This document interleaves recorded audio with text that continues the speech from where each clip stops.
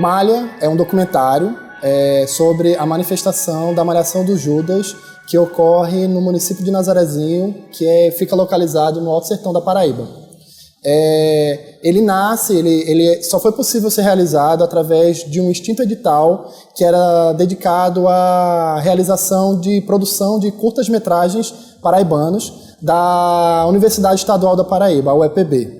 Ele nasce também de uma vontade, eu, quanto realizador audiovisual, de registrar e também criar, levar essa manifestação que ocorre de forma muito singular aqui no município de Nazarezinho, né?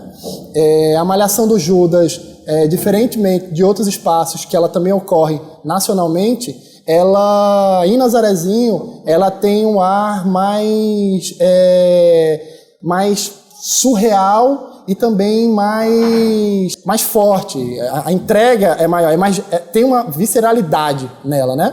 Então, isso me trazia muita instiga em querer realizar essa manifestação, porque é um cinema que dialoga, eu gosto desse cinema em que traz essa visceralidade nele, né? Então, a Malhação do Judas, ela trazia todos esses aparatos, todos esses elementos que, para mim, no cinema, se torna muito interessante, muito visualmente muito sedutor, né? O expurgar essa vontade, essa ação, certo? Então, foi realizado com uma equipe pequena de até 4 pessoas, né? Uma equipe praticamente de João Pessoa, né? Tirando eu e Ramon, que foi o produtor local, não tinham outras pessoas do município. Além também da equipe que estava sendo retratada, dos caretas, né? Era só essa equipe que eram de profissionais de João Pessoa. O fotógrafo, o sonoplasta, o assistente de fotografia, né? Então ele tinha esse detalhe também.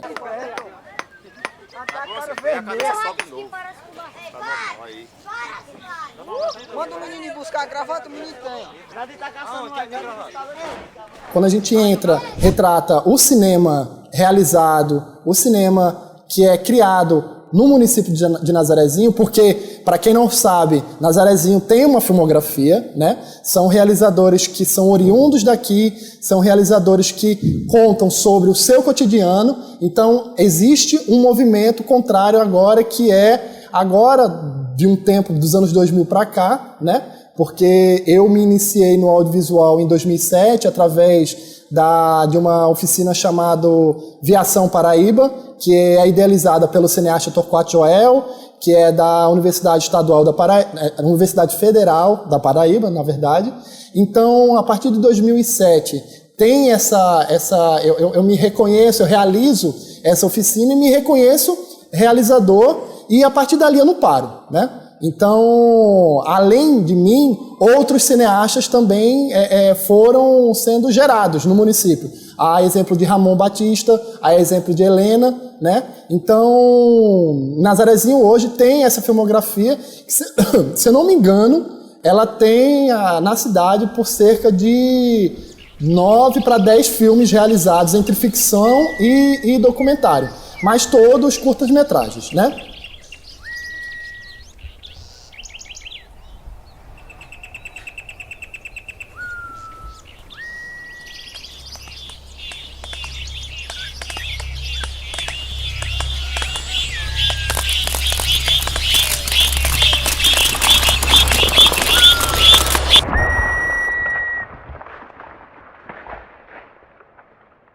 Então, o cinema realizado aqui é um cinema que vem de um movimento de dentro para fora. O que é isso? É um movimento em que o realizador da terra, munido dos aparatos do audiovisual, da linguagem cinematográfica, retrata o seu cotidiano, a sua vivência. Eu tenho muito isso em mim, Ramon tem muito isso nele, Helena, quando realizou o seu filme, também teve isso nela, né? Então, os meus filmes tratam sobre a minha vivência aqui no município, os filmes de Ramon tratam sobre essas experiências vividas aqui e o de Helena também. Então, falar sobre o cinema de Nazarezinho é falar de um cinema que nasce de dentro para fora.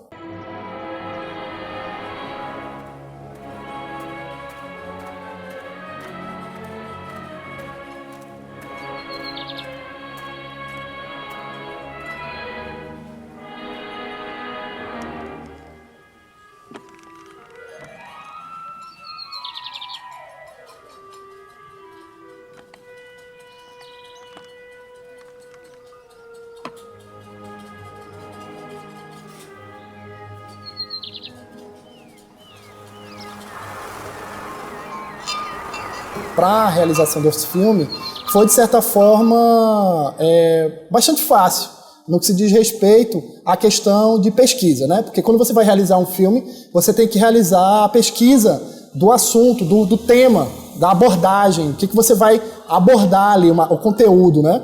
Então, eu, quanto integrante daquele grupo, né? Então, de certa forma, foi fácil para mim, porque eu já era integrante. Então, eu já vinha nesse movimento, como eu falei, de contar histórias de vivências que eu estava inserido, né? Então, foi uma ação, foi um território que eu já tinha os pés muito fincados, né? Os pés estavam já sabiam da textura daquele terreno. Então, eu, quanto realizador, circulei muito facilmente com a equipe. E um detalhe, a equipe também era pequena justamente para que tivesse essa facilidade de circulação, movimentação dela diante daquele grupo, né? Eu era não no movimento, não na realização do filme, mas eu era nas malhações passadas integrante dos caretas, que é um grupo de mascarados. Então eu já sabia daquela movimentação, já sabia daquele esquema.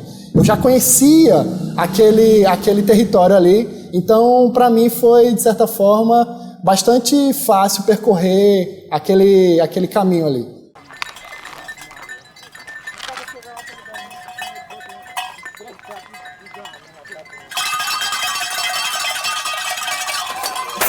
É sempre uma surpresa muito grande quando um filme atinge um público muito grande de festivais, atinge um alcance muito grande que esse filme atingiu, né? De cara, assim, ele foi participar de um festival em que é bem reconhecido no Brasil, que é o Festival do Cinema Livre, que ele acontece no Rio de Janeiro. Lá ele também recebeu prêmios e após esse festival ele participou de um dos maiores festivais do Brasil, que é o Festival de Cinema de Tiradentes, a Mostra de Cinema de Tiradentes, que é muito conceituada, que traz uma crítica muito ferrenha no que se diz respeito, muito séria no que se diz respeito ao cinema brasileiro, né? E após isso o filme começou a ganhar também interesse de canais de TV. O filme hoje ele está em alguns canais de TV, foi comprado, e também alguns festivais internacionais tiveram interesse. O filme já foi exibido em Nova York, Buenos Aires, na Macedônia, como eu coloquei, no México, na França, na Ásia. Eu não lembro agora qual país da Ásia, mas foi um país da Ásia. Enfim, e aí esse filme tem uma particularidade que é muito interessante, que eu sempre, quando eu exibo ele, eu gosto muito de ver a reação do público, né?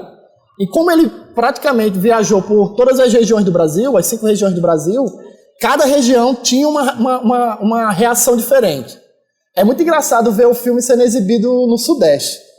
Porque quando a gente vai exibir isso no Sudeste, as pessoas ficam horrorizadas.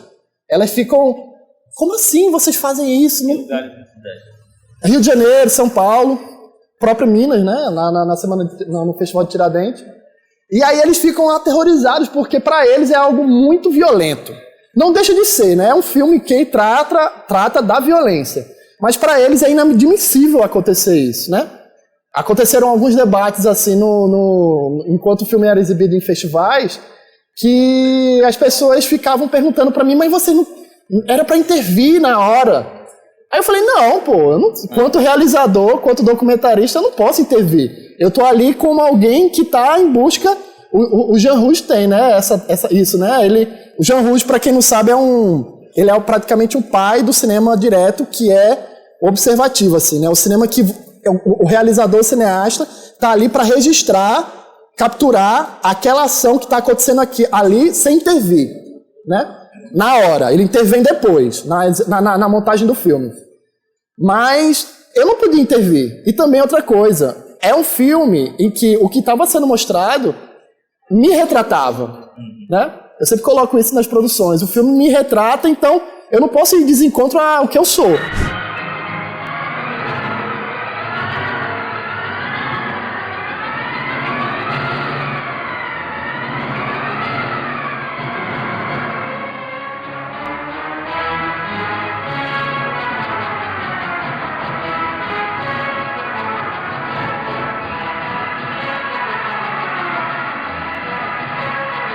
Aqui em Nazarezinho eu já tinha um contato muito grande com música clássica. Eu gosto ainda, né? De música clássica. E entre esses compositores, o Franz Liszt, que é um dos compositores barroco, né? Ele, pra mim, bateu muito com esse filme, né? Vocês podem sentir que a música do começo, ela é diferente da música do fim. Porque a música do começo é uma coisa mais suave, né? Uma coisa mais, né, parece uma valsa. Aí a música do fim parece uma coisa de circo, né? Uma coisa pra cima, uma coisa... Mas só que é a mesma música. A música do começo e a música do fim é a mesma música. Só que são momentos diferentes da mesma música. Então, algo que eu retrato no filme, isso daí já tá no subtexto, né? É uma outra camada do filme. É que o filme retrata sempre a dualidade. Muitas pessoas, como por exemplo essa galera do Sudeste, quando pensam algo do campo, algo rural, né? Quando vão ver algo que é do campestre, uma coisa assim mais mata, acham que é aquela coisa sempre tranquila, né? Tem uma certa... Tanto é que no começo é aquele senhorzinho lá, olhando a barba, né? Assim. Aí tem um cachorrinho ali, aí tem uma mulher lá puxando o negócio, a carrocinha. Aí por isso que eu quis colocar essa dualidade também nisso. Aí quando os caretas vêm, já bagunça o coreto. Já é pra desvirtuar toda aquela situação ali. E aí na música traz isso também. Esse desequilíbrio, né? Enquanto uma é de um jeito, uma parte da música é uma coisa mais tranquila, uma coisa mais campestre mesmo, rural, campo. A outra não. A outra é mais pão e circo. A outra é entretenimento e seja o que Deus quiser aqui, vamos botar para bagunçar esse negócio.